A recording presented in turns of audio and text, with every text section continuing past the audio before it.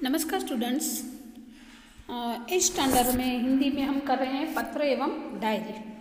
तो लास्ट दो वीडियो में हमने 7 पत्र किए हैं। हाँ, मैंने लास्ट वीडियो में भी बोला है और आज भी वापस से रिपीट करती हूँ कि आपको एफए में पत्र लेखन आने वाले हैं, जो आपको इस 7 पत्र में से ही कोई होंगे, तो आपको ये 7 के 7 पत्र आपको करने होंगे। ठीक है, आज हम नेक्स्ट टॉपिक करेंगे डायरी लेखन। डायरी शब्द अंग्रेजी भाषा का है। डायरी के लिए हिंदी में दैनंदिनी यानी कि दैनिकी और गुजराती में जिसको हम रोजनीशी बोलते हैं। मतलब सुबह से लेकर हम उठते हैं तब से लेकर रात तक हम जो कार्य करते हैं उसको हम कैसे करते हैं, कितने बजे क्या काम करते हैं, पूरा लिखना उसको डायरी बोलते हैं। हाँ, ये अच्छी हैबिट होती है डायरी लिखने की। बहुत सारे लोगों की ये हैबिट होती है कि पूरा दिन उसका जो जैसे बीतता है वो सब कुछ डायरी में लिखते हैं, जिसको हिंदी में दैनंदिनी यानी कि दैनिकी कहते हैं। डायरी में निजी जीवन के प्रतिदिन घटित घटनाओं का लेखा जोखा रखा जा सकता है। जैसे मैंने बोला कि पूरा दिन जो होता है वो उसमें लिखते हैं। डायरी के पढ़ने से किसी व्यक्ति के जीवन में घटित घटनाओं, कार्यों तथा तथ्यों की जानकारी प्राप्त होती है।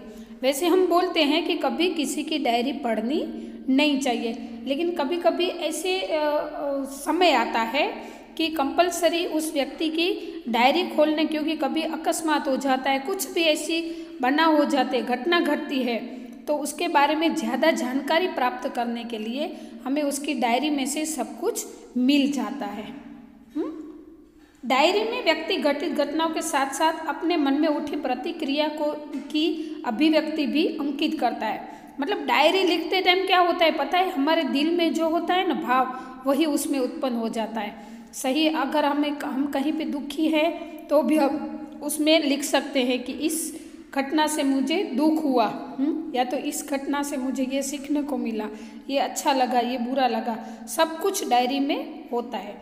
इसलिए उसमें वैयक्तिकता होती है। डायरी प्रतिदिन, साप्ताहिक, पाक्षिक अथवा मासिक लिखी जा सकती है। डायरी प्रतिदिन यानी कि डेली लिखी जा सकती है। साप्ताहिक यानी कि वीक में एक बार भी लिखी जा सकती है कि पूरे वीक में हमने क्या किया वो लिखा जा सकता है। पाक्षिक यानी कि 15 दिन की, और मासिक यानी कि पूरे मंथ की हम लिख सकते हैं। अभी डायरी लेखन की विशेषता है। डायरी लेखन में निम्नलिखित गुण होने आवश्यक है। हम डायरी लिखते हैं लेकिन उसमें उसके भी रूल्स रेगुलेशन होते हैं। वो कैसे हैं वो मैं सिखाती हूँ। डायरी लेखन में क्रमबद्धता हो, मतलब रूटीन जो हमारा है वो स्टेप बाय स्टेप होना चाहिए। आप पहले लिखते होगे सुबह 6 बजे उठा, फिर आप लिखोगे कि शाम को 5 बजे मैं घूमने गया, फिर लिखोगे 10 बजे मैंने ये किया, फिर 12 बजे खाना खाया, उससे पहले रात को 10 बजे सो गए। ऐसे नहीं, जो सुबह से आप जगे हो और रात को सोए तब तक स्टेप बाय स्टेप क्रमबद्ध होनी चाहिए। इसमें लिखा गया विवरण संक्षिप्त, सारगर्भित तथा वास्तविक हो। संक्षिप्त यानी कि शॉर्ट, सारगर्भित मतलब उसमें से कुछ तथ्य निकलना चाहिए, और वास्तविक मतलब जो रियल है, ऐसे बना के नहीं लिखनी है बातें। जो हमारे पूरे दिन में जो भी हम लिखते हैं वो सही जो हुआ है वही लिखना होता है। डायरी लेखन में स्थान, तिथि, घटना या तथ्य का स्पष्ट रूप से उल्लेख होना आवश्यक है। जो मैटर है वो शॉर्ट में लिखनी चाहिए, लेकिन टाइम, जो आप जिस प्लेस से गए हो या तो जिस प्लेस का वर्णन करते हो उसका नाम, वो सब उसमें उल्लेख होना चाहिए। डायरी लेखन करते समय आलोचना, टीका टिप्पणी, बनावटीपन, काल्पनिकता, चित्रात्मकता, अनावश्यक विस्तार से बचना चाहिए। मतलब जब हम डायरी लिख रहे हैं जो जरूरी है वही टॉपिक लिखने हैं। हम किसी के बारे में क्या सोचते हैं, क्या उसके बारे में क्या बातें करते हैं वो नहीं लिखना होता है। किसी की टीका भी नहीं करना। बनावटीपन यानी कि दिल में जो उत्पन्न हुआ वो लिख दिया, लेकिन वो सही नहीं है तो वो भी हमें मतलब दिखावा नहीं करना है कि हमारी डायरी इतनी अच्छी है, दिखावा नहीं होता है। काल्पनिकता मतलब ऐसे कल्पना करके नहीं लिखना होता है। ये इन सब बातों से बचना चाहिए। फिर है डायरी लेखन के लाभ। हमें डायरी लिखने से क्या लाभ होते हैं, तो डायरी लेखन के अनेक लाभ है। फर्स्ट है, इससे जीवन में घटी घटनाओं की जानकारी प्राप्त होती है। हमारे जीवन में जो जो घटनाएं घटती है उसकी जानकारी प्राप्त होती है। फिर है, डायरी में तथ्यों का उल्लेख रहता है। इसी कारण व्यक्ति दिन भर जो अच्छे बुरे काम करता है उसका उल्लेख भी रहता है। इसे शनैः बुराइयों से बचा जा सकता है। शनैः यानी कि धीरे धीरे, ये संस्कृत वर्ड है। तो अगर हमारे लाइफ में कुछ बुरा हुआ है या तो हमने कुछ बुरा काम किया है, गलत काम किया है, तो अगर हम डायरी पढ़ेंगे तो हमें पता चलता है कि ये हमने गलत किया है, तो फिर हम उसे सुधारने का पूरा प्रयत्न करेंगे और धीरे धीरे हम बुराइयों से दूर जाएंगे। डायरी ही एक ऐसा दस्तावेज है जिसे पढ़कर किसी व्यक्ति के जीवन के पिछले अनुभवों तथा घटनाओं की जानकारी और वह भी संबंधित व्यक्ति के शब्दों में प्राप्त की जा सकती है। डायरी एक दस्तावेज है जिसको पढ़कर किसी व्यक्ति के जीवन के पिछले अनुभवों और घटनाओं की जानकारी हमें प्राप्त हो सकती है। और अगर कोई संबंधित व्यक्ति है, कुछ भी रिलेटिव्स है, मतलब डायरी से उस व्यक्ति के पूरे जीवन के बारे में हमें पता चल जाता है।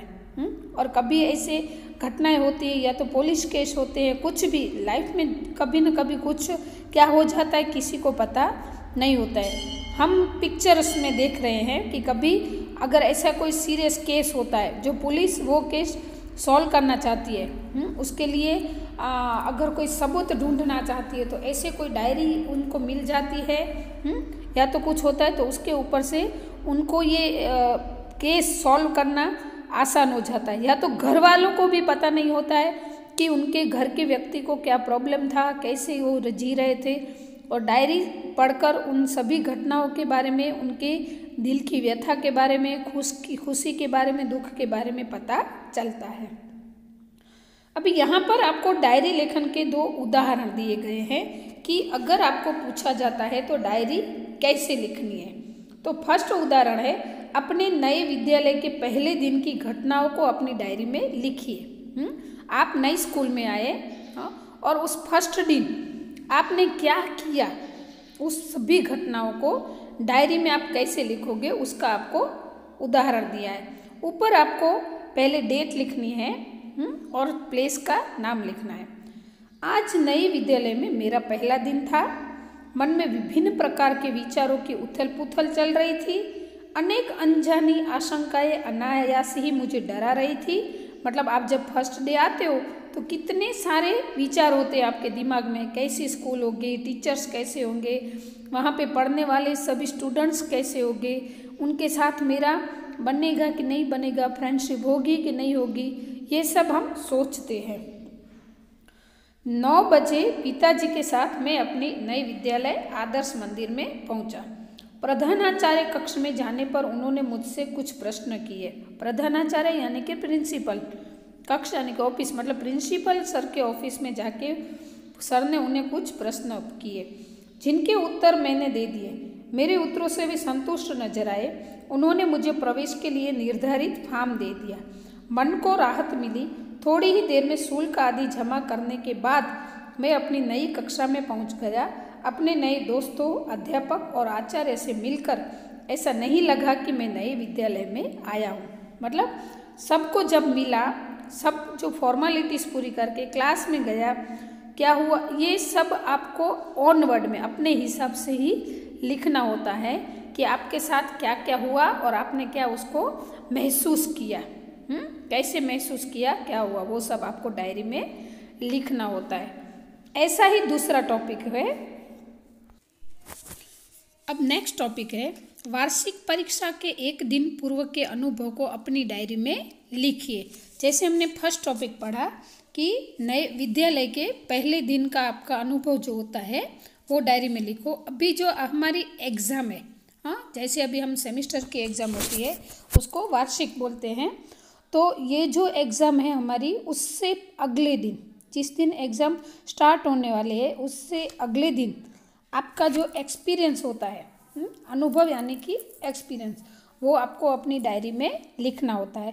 सबसे पहले जैसे मैंने आगे समझाया कि जिस दिन आप डायरी लिख रहे हो उससे ऊपर वही डेट आनी चाहिए। कहाँ से स्टार्ट करना है? तो कल वार्षिक परीक्षा का पहला दिन है, रात्रि के 1 बज गए हैं। आप टाइम अलग लिख सकते हो, आपका खुद का टाइम जब आप डायरी बना रहे हो वही टाइम लिखना होता है। परंतु नींद नहीं आ रही, कल विज्ञान और टेक्नोलॉजी विषय की परीक्षा है। यद्यपि सब कुछ दोहरा दिया है, मतलब दोहराना यानी कि रिवीजन करना। हम जैसे रिवीजन करते हैं ना, तो आपको ऐसे लिखना है। हाँ, तथापि मन में अजीब सा भय है, मतलब कि मैंने सब कुछ पढ़ लिया है, रिवीजन भी कर लिया है, फिर भी थोड़ा सा डर लगता है। अचानक पिताजी मेरे कमरे में आए। मुझे जगा हुआ देखकर ढाढ़स बंधाया। ढाढ़स बांधना यानी कि आश्वासन देना, हिम्मत देना ऐसे, और बिस्तर पर लेटने को कहा। बत्ती बंद कर दी। क्या हुआ कि अचानक से पिताजी, आपको जो आपका सही एक्सपीरियंस है वही लिखना है, ऐसा ज़रूरी नहीं है कि सबकी डायरी में सेम होता है। आपको जो एक्सपीरियंस आपने फील किया है, जो दिल में जो भाव उत्पन्न हुए हैं, वही आपको डायरी में लिखना होता है। बिस्तर पर पड़े पड़े भी नींद नहीं आ रही थी। पिताजी के चले जाने पर टेबल लैंप जलाया और पुस्तक के पन्ने पुनः पलटने लगा। पुनः मतलब वापस से, ऐसे नींद नहीं आई और वापस से मैंने पढ़ना शुरू किया। थोड़ी देर में थक कर बिस्तर पर लेट गया और न जाने कब नींद आ गई। तो यहाँ पे आपको ये सिर्फ एग्जाम्पल दिया है कि आप ऐसे डायरी लिख सकते हो, आप अपनी डायरी खुद लिख सकते हैं। और सही बताती हूँ, ये डायरी अगर लिखते हो तो वो आपकी गुड हैबिट्स होगी। तो एक बार आप ये ट्राई करो, आपको भी अच्छा लगेगा। तो यहाँ पे अभी जो हमारा ये चैप्टर था पत्र एवं डायरी, तो ये चैप्टर अभी पूरा होता है। ठीक है, अभी हम मिलेंगे नेक्स्ट वीडियो में। अस्तु।